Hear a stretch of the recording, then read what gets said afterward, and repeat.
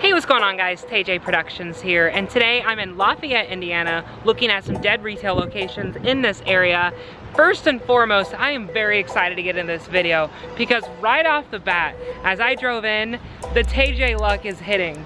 Guys, this was an Avenger Chuck E. Cheese that closed down. I think, I can't pinpoint the exact time frame it closed down. I know a lot of you Chucksters are probably gonna figure that out. But it closed down probably about around 2020, I'm gonna say. And it's been abandoned for quite a bit now, for at least a few years. Today I come to check the place out to find out that they are in the middle of remodeling it, which means dumpsters are probably in the back. So, instead of looking through the windows, because there's people in there right now working on the remodel, we're gonna head straight to the back and see if this old Chuck E. Cheese still has anything left in the back. All right, so we're coming around back now. I did not think that this is how we were gonna start off this video, you guys, but let's see.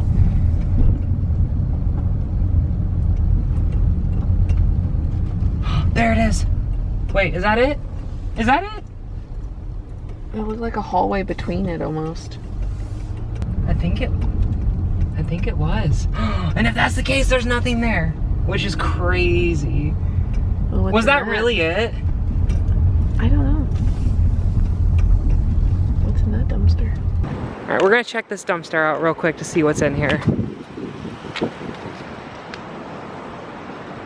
Whole bunch of nothing. Those green chairs, I believe, are Chuck E. Cheese chairs. Yeah. I'm almost positive on that. There's no trash out here. Interesting. Okay. Dang it, that is not how I wanted that to go. But, so Columbus, obviously, as you guys know, the story back in Columbus, Indiana, this same thing happened to me off camera, and I just walked through the front door that was open, and I was like, hey guys, can I take some things? Should I do that again? I mean, it wouldn't hurt. I mean, you could just kind of peek in, you know? That was awfully bold of me last time. Oh yeah, they're not just starting. Yeah, they got like a screen in there and everything. That's too bad. I missed it. I missed it by this much. I wonder if I could still get in there and like see anything though. Or like get up to the window over here. Mm-hmm. Probably not. The windows all look blacked out. Let's give it a shot, guys. Why not? So yes, this was an Avenger Phase 4 store before they closed. And yeah, like I figured, you can't see through any of that. Well, since this door is open, I'm gonna take a quick glance and see what I can see from the outside here.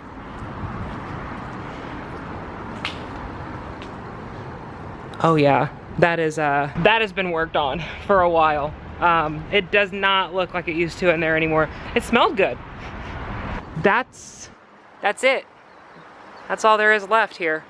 And it's gonna become a K-pot, Korean barbecue and hot pot. So, love international cuisine, and I might have to come back here and try that out just to see what the inside looks like. But there we go, guys. That's how we're starting off this video. Unfortunately, there was no treasures awaiting me in the back, but you can't blame a girl for trying anyways. So guys, that is just only stop one of like 6 or 7 stops I have today here in Lafayette. So let's go ahead and go to the next one. And I have a feeling you guys know exactly what this is. Any guesses? If you guessed At Home, you are technically right. That is what it is now. But before At Home, it was a Kmart. This was a big Kmart store right here in Lafayette. And let's point out some features together. First and foremost, you see now that the entrance is in the middle of the building. However, if you look at these little divots on the sides here, these were where the entrances were when it was a Kmart. There was 2 entrances, one here and then one over here. Since this is an At Home, that means that we can go inside. So we will be doing that. But before I go inside, I want to check out the back and see what the back looks like. Here's a closer look at what used to be one of the entrances of the Kmart. Yeah, I could totally see how this used to be the entrance. Here's some pictures for reference on what it looked like versus what it looks like now. Now over here on the side of the building, this is where the garden center used to be, and I can't really imagine where the entrance used to be for this garden center. I don't know if they maybe have adjusted the building. I know they did on the front, so you can only assume they probably did so on the side, but it's pretty obvious. The garden center is not needed anymore, so here it rots, and the garden center used to sell weed killer. They could use some of that in here right now. Here is the back and the other side. Once again, really nothing of relevance to show here. It is just an empty wall now. I was hoping maybe like a little obscure Kmart sign on the back here, like on one of the doors, but I don't see anything. That just says electric panel room, something above it. I think it says sprinklers on it. Yeah, so nothing there. It looks like a whole colony of bacteria is growing in there. Look at that. Ugh. Okay, that's not very pretty to look at. Now we're gonna go inside and see if we could find any hidden remnants of Kmart. Let's do it. So far from what I'm seeing, At Home made this store look really good at just being an At Home and nothing else. Obviously the height of the ceilings kind of says Kmart, but even, I don't remember Kmart having lights like these. I remember the long fluorescent, if you know what I'm talking about. Now I'm not saying that Kmart didn't have these lights, I'm just saying it doesn't scream Kmart to me. Hey guys, look, there's an animatronic right here. We have a lot to do tonight, so let's go. We wish you a Merry Christmas, you a Merry Christmas. We wish you... It's a good thing they have the height in here because look how tall this snowman is. This thing's massive. I don't mean to show you Christmas stuff right now. I'm not ready either, but retail is. So the At Home was just that, an At Home. They took out basically everything in the interior that showed any signs of Kmart. Full remodel. And you never know when these places are gonna do that or if they're just gonna do the bare minimum to change it into their brand. But this location definitely remodeled everything. There really was no signs left of it being a Kmart, except for the outside of the building. So with that being said, I was very happy to see that there's little signs of the old entrances, but other than that, that's it. So where it used to be Big K, now At Home. See you later. Very brief, but this location used to be a factory card outlet, and you can still see the label scarring a little bit right here. But anyways, worth a notable mention. So this mattress superstore here in Lafayette actually used to be a Pier 1 Imports, which I think is a very quick mention because Pier 1 Imports actually filed for bankruptcy in 2020. One of the many store chains that suffered in the COVID era. Pier 1 Imports had like home goods and such like that.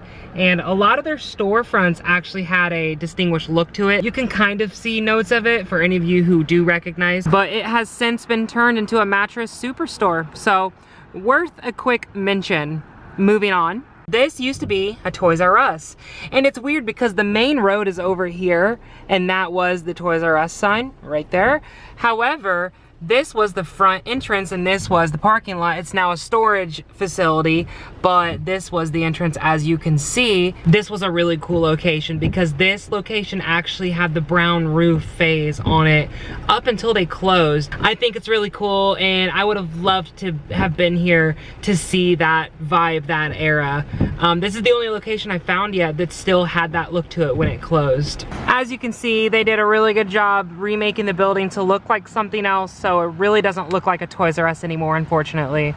Now, something really funny about this location, I just have to mention it real quick. Kids, close your ears.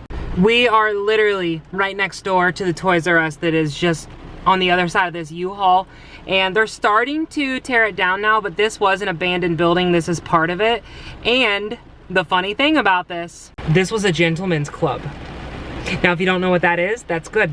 But if you are one of the many adults that watch my channel, this next to a Toys R Us was a gentleman's club. The sign is still over here. Not the sign itself, but the frame. And I just thought it was funny.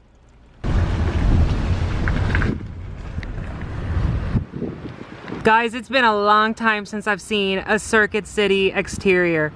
Now, Circuit City was an electronics business that you would go in and get cell phones, cameras, TVs, I don't remember too much about Circuit City because this company actually went under in 2009. But what I do remember was going in there and getting lost in the TV section. They would have on like Disney family films, and I would watch, like, I think it was like Tarzan and stuff like that. It is a Salvation Army now, so that does mean we can go inside and check it out. Let's see what we can find. This is surreal to see. This is cool, check this out. This is the light bars that Circuit City used to have for their displays. Still up. No longer in use, but still here, and they would shine on the display that they would have along this wall.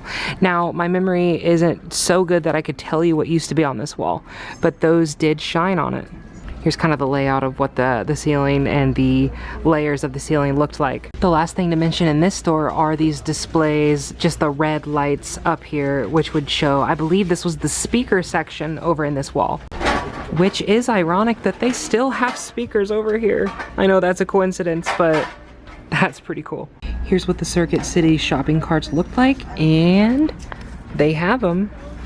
So it looks like they did put the Salvation Army sticker over what used to be the Circuit City logo, but other than that, they still have the cards here, which is totally cool, I think. I would bet you these display shelves are all Circuit City reused because Circuit City's vibe was kind of like red, white, and black. I almost feel like I had this exact Barney, but now that I think about it, my Barney, his mouth was open and he had like the little teeth, but this is dated 1992, so pretty vintage plushie. Very cool. Okay guys, so that was Circuit City. I did have to grab a few things since we were there. Grabbed this 1992 Barney Taco Bell dog, pretty cool. And then of course I had to grab this even though it's kind of broken.